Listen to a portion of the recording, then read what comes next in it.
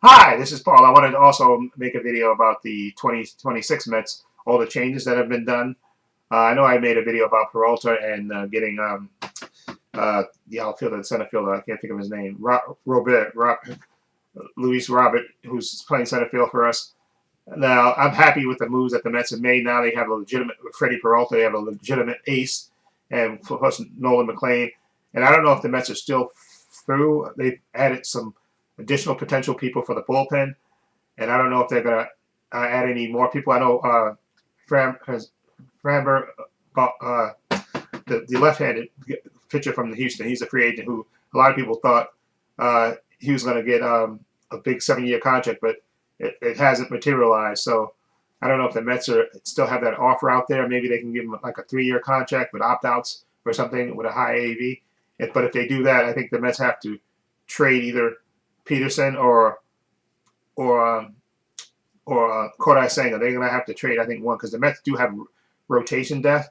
But I think it would be great if they could get Framber Valdez. That would be great to have him, Valdez, Peralta, and McLean. And then you'll have Clay Holmes and Manaya. And then I guess maybe Senga or Peterson, depending on who they trade. Because I think if they sign Framber Valdez, they're going to trade either Peterson or Senga. And I think more likely is going to be Peterson because Peterson, I think, is going to he's only making $8 million and he's going to be a free agent. So and he's lefty, so he'll be more attractive to trade if you bring in Valdez.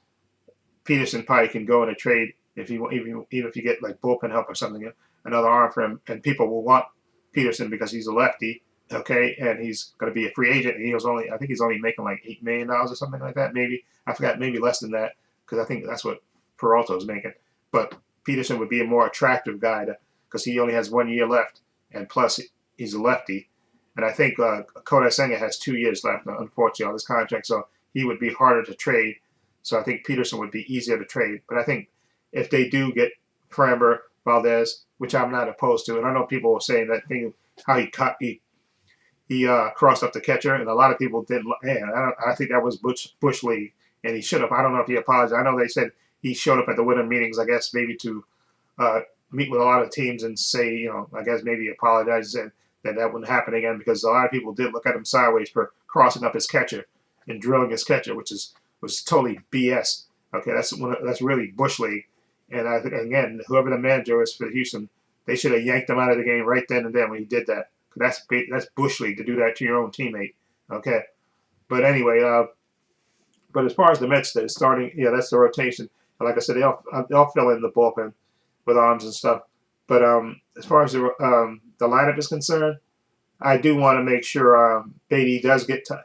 I think unless Carson Bench has a great spring, and he has to have a great spring, I think if he doesn't, I think they're gonna put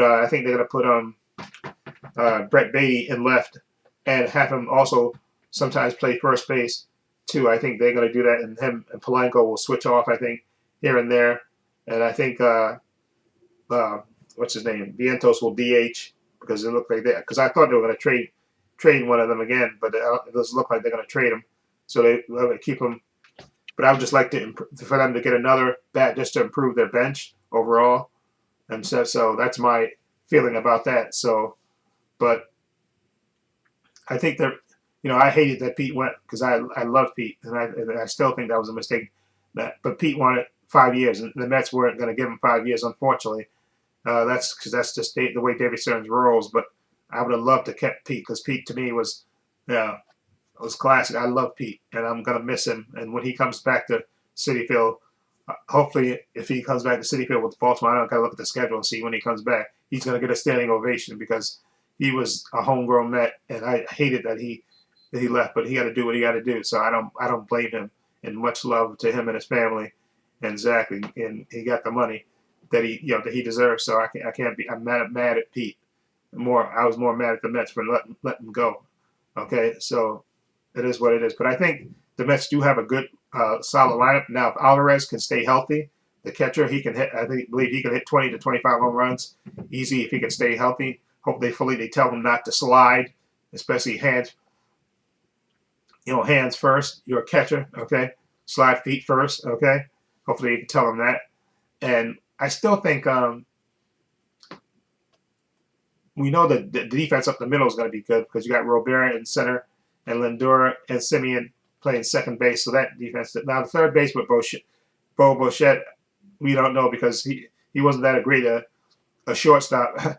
So we'll see. Hopefully he could improve playing third. So like I said, hopefully I hope Carson Bench does have a great spring so he can come up with a team. But I know they said David Stern said they're gonna try to make sure that Brett Beatty has enough, gets at least 500 at bats, which I'm hoping so that he does too. That he could be like the Jeff McNeil, like you can play him at second when you want to give Simeon a day off, or you can play him at third when you want to give Bo Bichette a day off. You can play him left, or like I said, if you want to give somebody a day off, Carson Bench a day off, or you can play him at first. You want to give Polanco a day off. So Brett Beatty, his value is very good, and that's why I think a lot of teams were asking for him when Mets were doing trades and stuff. But I would rather keep Brett Beatty and trade Vientos because if Bo Bichette has a good year and he opts out and leaves, then you're gonna have Brett Beatty. You can put Brett Beatty back at third. Okay, so that's why I think it's a good idea to keep Brett Beatty. The only reason I would trade him or Tong, which I didn't want to trade either, would be to get Tariq Skubal, which I don't think Detroit is trading him. I think they're going to actually keep him and try to see how deep they can run. They can run. So I don't think they're going to trade him. I think they're going to wind up basically getting nothing for him because I think they're going to keep him the whole year. Now I'm thinking more and more they're going to keep Brett Beatty the whole year. Not Brett Beatty, Tariq Skubal the whole year and see how far they can go. And then he's going to enter free agents, depending on if there's a baseball season in 2027. If there's not a lockout, then he's going to become a free agent. He's going to get a big contract either from the Dodgers or from the Mets. Okay. And I would rather, because I think they were asking for basically 5 top 10 picks for Tariq Skubal. As great as he is, and he is, I think, the best pitcher in baseball, I'm not giving up 5 top prospects for Tariq Skubal for a rental. Okay. I'm not doing that. So I would rather wait.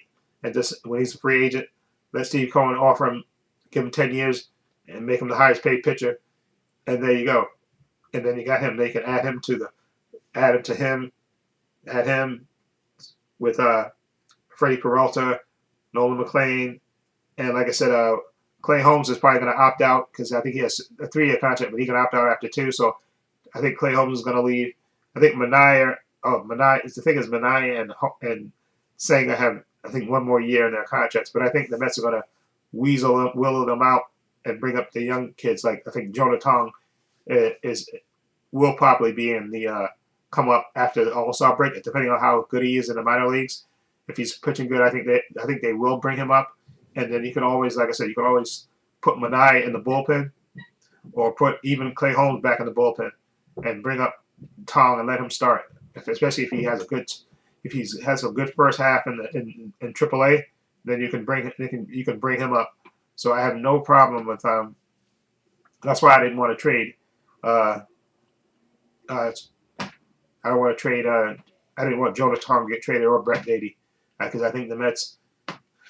I think Jonah Tong could be a future ace, and I think Brett Beatty can be the future third base, everyday third baseman and stuff. I just think that's going to happen because again, the Met team, they're not committed super long to a lot of these players. And like I said, Bo Bichette can leave after next year. Luis Robert can leave after because I think it's a team option, so he can leave after if he has a good year. So, and then you're going to need a third baseman and another center fielder again. Okay, but I think they are going to sign Freddie Peralta to an extension. I think they are because I think he's young. He's under 30, I think, and plus David Stearns is familiar with him from bringing him up in the Milwaukee system. So I think he will be the guy that the Mets will offer a long-term contract to. Okay, him, and you got McLean and possibly Jonah Tong coming up. And like I said, Manaea and Senga you could possibly trade them off after next year because they have 1 year left on their contracts. You can possibly trade them and bring and have Peralta as one A and McLean and Tong. It may be signed Tariq Skubal, and you'll have a nice formidable starting staff. So, okay, like I said, I was like everybody else. I was frustrated with Mets not doing anything for a while, and then they just did one move after the other, one bam, bam, bam, bam, and I think they definitely got a better lineup. I think they have a better contact hitting lineup. Okay, I don't think you'll have many people striking out as much. Bo Bichette as a contact hitter, and I think Marcus Semien will be a nice addition too. I think he will hit decently as well, and I think Luis Robert is going to be motivated. Okay, because he's going to could be a free agent, possibly enter free agency, and he's under 30. So if he has a good year, he could really opt out and make and sign a nice contract. Somebody will take a chance if especially if he bounces back, which I'm hoping that he does. So overall, I am satisfied. Like I said, I would not be mad if they get Framber Valdez, if they sign him. You can sign him to a 3-year deal, give him opt-outs in the contract after the first or second year, and then you can also possibly trade David Peterson, and you can put him in the lineup in the starting rotation. So I'm happy with the Mets are right now, and I still think they probably going to do one move because I think they probably need another bat for the bench. So we'll see what they're going to do. Okay, like I said, I hope Carson Benz has a good spring training, but if he doesn't, you can always, like I said, put Brett Beatty in left field. I think that, and then maybe bring up Carson Benz later in the season if he starts good in AAA, because I think David Stearns is high on Carson Benz, so hopefully he'll do good in spring training enough so he can make the team.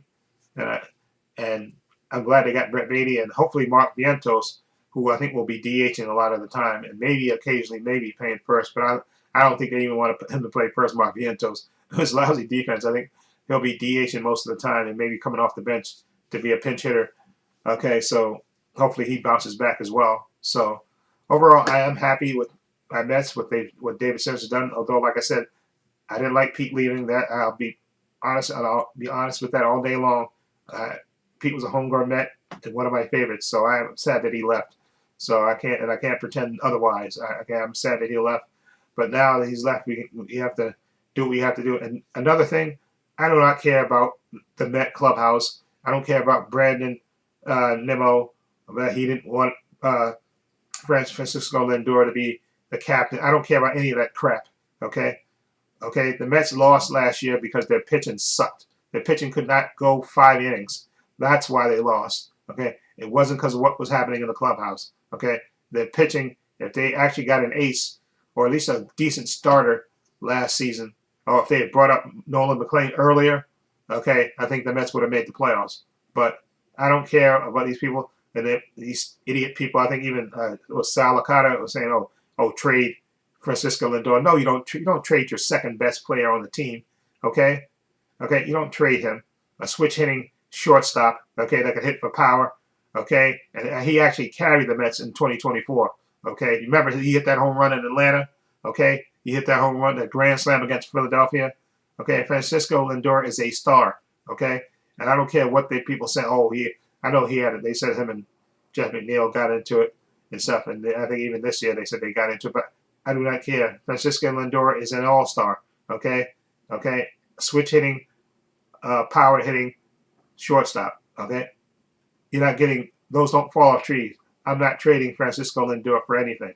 Okay, so I don't care what they say. People keep trying to bring it up. Oh, the clubhouse, this clubhouse.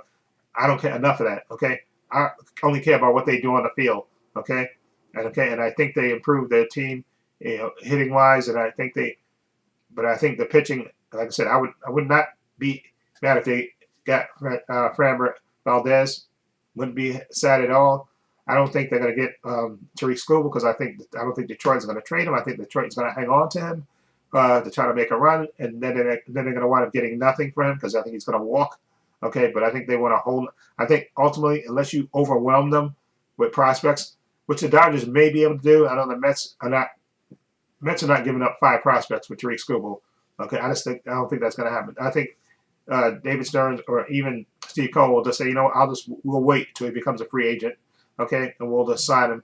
Okay, we'll sign him. That would do it. I think that would be easier anyway than trying to give up 5 prospects for a rental. Okay, no, but I feel good, and like I said, hopefully, maybe they get Framber Valdez, or maybe they don't. But I'm satisfied with the Mets, their moves and stuff. So hopefully they'll have a good season, and let's go Mets. So I'm ready to go. So anyway, let me know what you think of the Mets overall, what they've done during the off season. Okay, what do you think? Do you think they need Framber Valdez? Do you think they should wait till Tariq Skubal becomes a free agent and try to sign him then? Do you think they are going to offer Freddie Peralta an extension? I think they are. They're probably going to try to do it probably during spring training, give him an extension, and build build off him and Nolan McLean, Jonah Tong, and maybe Tariq Skubal and the other young pitchers they got coming up. Because remember, all these guys are going to be going. David Peterson's going to go. Senga, Manaea, Clay Holmes. These guys are going to be gone in the next year and a half. They're going to be leave off the team. So you got these young guys, and you got Tariq Skubal. So I'm very happy with the direction that they're going. So anyway, let me know what you think.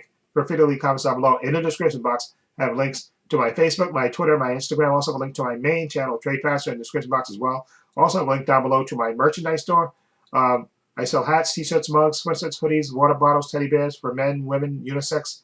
I have 2 designs. I have the spherical circles, and I also have the Trepacer logo. Those are the 2 designs. Follow the link. It'll take you to my merchandise store. Also, please give this video a thumbs up. It helps the channel, and I truly appreciate it. Also, hit the subscribe and hit the notification bell so you know when I upload new content to this channel. This is Trepacer. Oh, excuse me, not Trepacer. This is Paul saying so long. Take care.